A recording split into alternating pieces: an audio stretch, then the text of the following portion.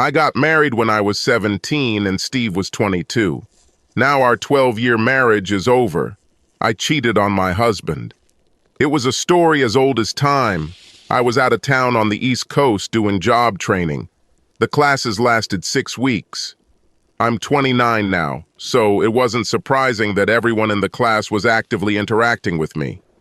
Men did this all the time, and some women too. One of the guys, Mark, a classic stocky, tanned, fit alpha male, caught my attention. On the first day of class, we split into teams of 2, and he came straight to me to ask me to be his partner. I said yes. I admit it, I liked him. From the very beginning, I felt comfortable with him. He wasn't as handsome as my husband, Steve. He wasn't in as good shape as Steve. He was older than Steve. He was in his early 40s. So what was it that made me like him so much and so quickly? I don't know, I can't explain it. But I looked forward to spending every day with him. Our time in class quickly turned into going out to dinner together, either with the whole class, the whole group, or just him and me, alone. Have a drink or two and dance a little. I had so much fun with him. I felt so relaxed and at ease with him. But we didn't have sex. Oh, of course I thought about it. Who doesn't? Every evening he accompanied me to my room, we hugged, and went to our rooms. In just 2 days, I began to consider him a very dear friend. That's how quickly my feelings for him developed. But none of this justifies what I did. I take full responsibility for having sex with him. On the last night of class, after dinner, he put his arm around my shoulders for the first time as we walked back to the hotel, and I came close to him and hugged his waist. That's how we returned to the hotel. It just seemed so natural. At the door to my room, I found myself holding his hand and inviting him to come into my room, into my bed, and into my arms. I knew it was wrong. I didn't fully understand why I was doing this. That evening, I didn't even drink anything. But I did it. I deliberately cheated on my husband. I told myself it would only be one time and no one would ever know. No one will get hurt. At that moment, I wanted to be with Mark, and that was stronger than my decency and loyalty to Steve. That was all that was required. A chance opportunity and a bit of rationalization. That was all I needed to do what I knew was wrong. Mark was nice. The sex was much better than with my husband. Add to this the thrill of novelty. As far as lovemaking goes, all I will say is that in terms of size, Mark was slightly less endowed than Steve. So no, it wasn't that he was any better or worse physically than Steve. But sex with Mark was fun. No, it was joyful and wonderful. He made me reach the peak of pleasure 4 times. I have never experienced the highest point of pleasure with my husband when we made love. As enjoyable as the evening was, it was not worth the pain that followed. How I wish things were different, but what was done was done. The next morning, the rising sun brought with it a feeling of guilt. Guilt hit me like a sledgehammer to the head. Guilt for betraying my husband, guilt for not knowing if Mark was married and having just dealt the death blow to his marriage. Even a feeling of guilt for the peak of pleasure. I couldn't bear to look at myself in the mirror. Mark left early, and I never saw him again. All that day, it seemed to me that I was moving through a thick fog. I don't know how I managed to find the airport and my flight. I was greeted by Steve upon arrival. I put on a bright smile and a joyful, enthusiastic greeting hug. "God, Sarah, you look terrible." These were Steve's first words to me. "We have to get you out of here. I don't want anyone to see you and me in such a terrible state." "Did you sleep in these clothes?" We grabbed my bags and headed home. All the way I managed to restrain myself not to cry. But when we arrived at the house, I almost lost my composure. And when I walked through the front door, I was truly lost. I dropped my carry-on and purse and just started crying. "Steve, I have to tell you, everything went as bad as you could imagine." He completely exploded. He called me a fallen woman, a creature, and almost every other derogatory name you could think of. He asked me if I had my period. So why did I do this? Then he began to wonder if I was telling him the whole truth. But was it just one time, Sarah? He said. How should I know? I can't believe you're saying that, Steve. Of course, this is the only time. I told you about this. If I hadn't said anything, you would never have known. What does he have that I don't? Steve demanded. Was he good in bed? Does he have a bigger spear than me? Was he prettier? What exactly did he have that I don't have that made you flush 12 years of marriage down the toilet? I don't know. But by this time, I already knew. On the plane, I realized what it was about Mark that made me abandon my marriage vows. He was funny. I felt good and relaxed with him. He was much more attentive in bed than Steve had ever been. But I knew that Steve would throw me out the door if I said all this. I want to get a divorce. Steve, why? I made a mistake. I admit it. I take full responsibility for this. I'll do anything to fix this, I swear. I'm not interested anymore. I just can't believe you did this. Why? What does he have that I don't? Oh, God, I was tempted to tell him, spit it in his face, but I restrained myself. I don't know. However, Steve wasn't done yet. Am I not good enough for you? He again demanded an answer. Lord, what will all our friends and relatives think when we get divorced? Do you know what I will look like? Everyone will know that we were not a perfect couple. Does it really mean that much to you? Yes. God, how do you think we got to where we are? Because I worked hard to make our relationship perfect and keep it perfect. No, it's all on your conscience. I'll tell everyone that you cheated on me, so at least I'll have my reputation intact. Steve, I said pleadingly, can't you sleep with this for at least one night? I told you, and not even 5 minutes later, you're already talking about divorce? You're damn right, it is. So, just like that, do you not love me anymore? No. Can I earn your trust and love again? Can you forgive me? I will do anything to fix this.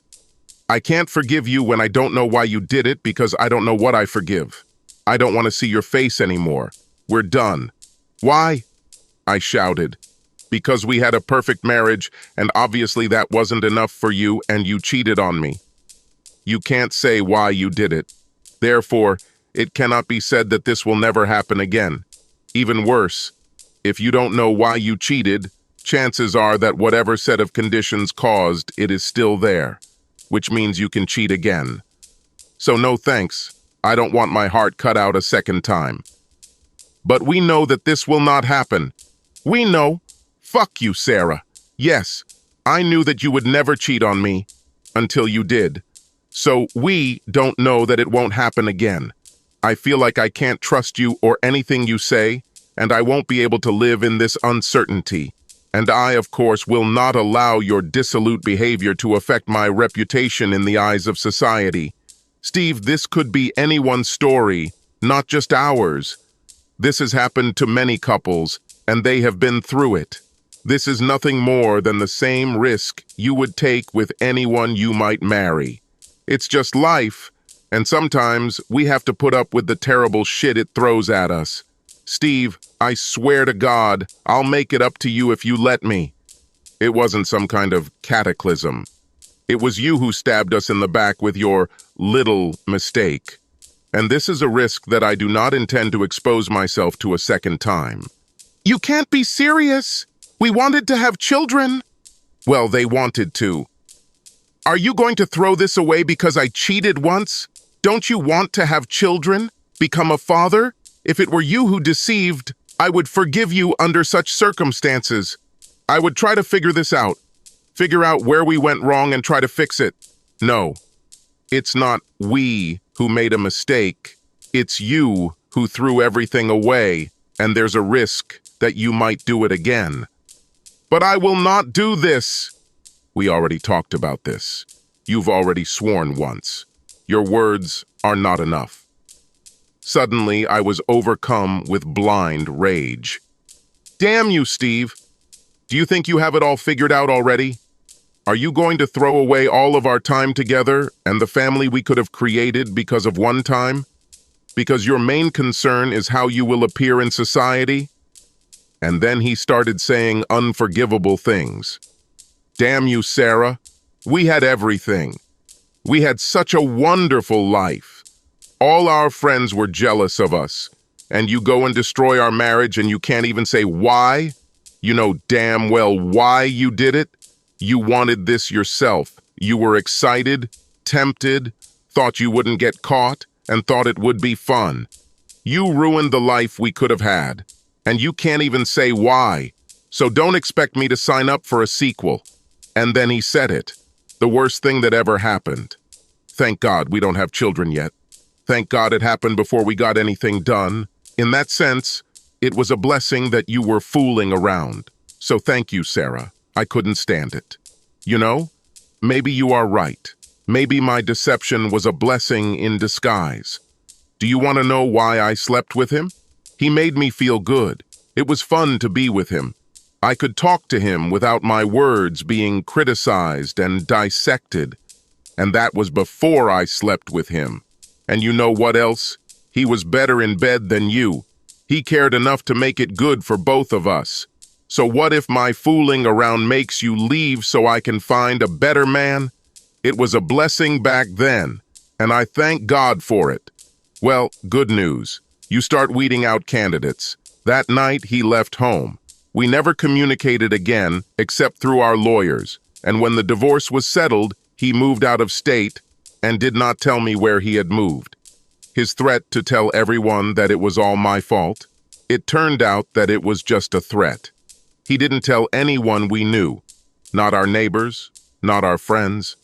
Did he just not see the point in it? Or could he not allow himself to be looked at as someone who had been cheated on? For the next 3 months, I went to bed every night wishing I could just die in my sleep.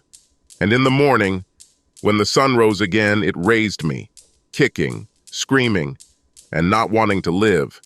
It just kept going, no matter what happens, what we do, or how we might feel about it. I did my job on autopilot. I spent lunch at my desk in the office with the door closed, just crying my eyes out. But you can't cry forever. All sorts of shit happens, often far beyond what is possible. But life goes on. When my grief over what I had done passed, when my grief over my lost husband, my broken marriage, my lost chance at a family and a wonderful life passed, I began to return to my normal self. Well, I will always mourn what I lost, and for the way I lost it, for the way Steve and I both lost it. But eventually, I learned to control myself in public. I began to rejoice when I saw the sun rise again. I started looking at men again. A few years later, I learned from his mother that Steve had begun to lose his strength. It became almost impossible to work with him. He was intolerant of any mistake or mishap. It ate into any project at work to such an extent that the project was paralyzed. He then made a series of disastrous decisions at work that cost the company millions. He was fired. He never married again. He became an alcoholic. Without a job and spending all his money on cheap whiskey, he lost his accounts and the bank foreclosed on his house. On the day he was evicted, he ran out onto the roadway and threw himself under a large truck. It seemed he couldn't even forgive himself, let alone anyone else. I cried for several days. It was like losing him, losing my marriage, all over again. Things could have been completely different. Everything could have been much better. With my wrong decision, I endangered our marriage and our lives. It was 100% my fault, forever. But Steve destroyed our marriage and his life because of his absolute unwillingness to forgive, and because he was more concerned about his image in the eyes of every other person on earth except us. I cried even more because of all this. In the days and weeks that followed, our story became known to all our friends and neighbors. I wasn't going to lie about anything, not about myself or about Steve. Several friends blamed me and never spoke to me again. But the big surprise for me was how many of our neighbors and friends remained friends with me. They all told me the same thing. They never liked Steve. He was too much of a, "look how perfect I am" braggart. He was always quick to point out what he thought was wrong with everything our friends and neighbors were doing. Everyone we knew, mostly socialized, only stay with us because they liked me. Most of our friends told Steve good riddance, and that I was better off without him. One of my biggest supporters was my mother-in-law. She came to the house demanding an explanation. Steve, her own son, didn't tell her why his marriage ended. I told her everything. When I finished, she came up to me and slapped me in the face. "This is because you cheated on my son." Then she hugged me tightly and said, "This is because you got rid of him. Lucky you. I'm sorry I didn't raise a better man for you." We hugged each other and cried for over an hour. Tears were my most frequent companion in the days and weeks that followed. I had something to cry about. But pretty soon, these tears dried up. Time heals all wounds. A few years passed and I got married again and was happy. I had a little boy and a girl. I have never cheated on my new husband.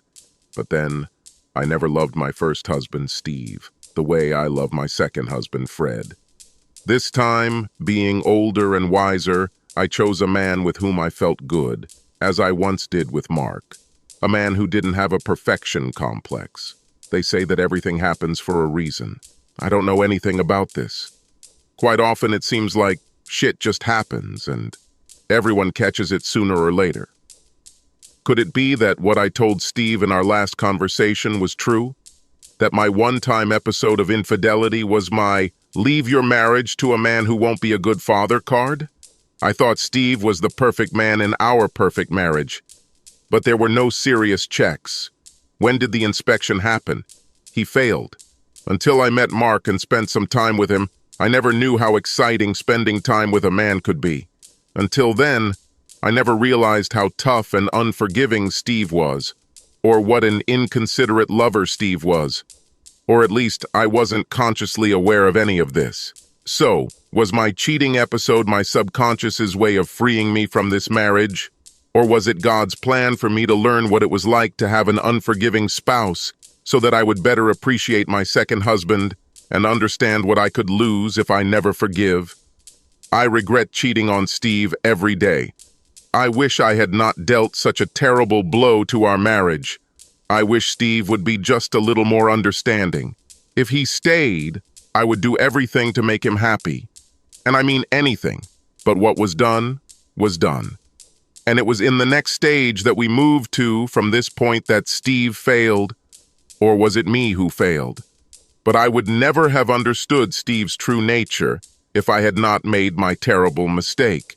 And once we had children, it would be too painful to leave. And I wouldn't have the life that Fred and I have now, and with our children. Did my first marriage really have to break up to understand all this? Maybe my cheating episode was supposed to be a chance for Steve to learn, grow, and overcome all the bad things that can happen in life. His chance to learn forgiveness, at least a little leniency to preserve a good marriage and life together. But he ruined everything. Without the ability to forgive, I don't think any of us will last long in this world. Steve couldn't. If these were the lessons we were all meant to learn, I wish they weren't so painful. And it didn't end well for Steve. But we can all want whatever we want. God has his own plans for us. We may not like it, but we must learn from it. I don't know. What I do know is that when my husband, Fred, returned home from a long trip, I saw that something was wrong. He admitted that he slept with another woman on the trip. I hugged him and said, "Fine. I understand how this could happen. We will find out what is wrong between us, what caused this, and we will fix it. We'll deal with that." It took some time, but much less than you might think. Hurt feelings?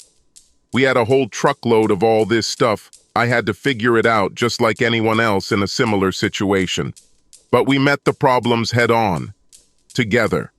We had to turn to a marriage counselor to help us cope with this, but even in the most difficult moment, we did not even think to say the word divorce. Our children never knew about our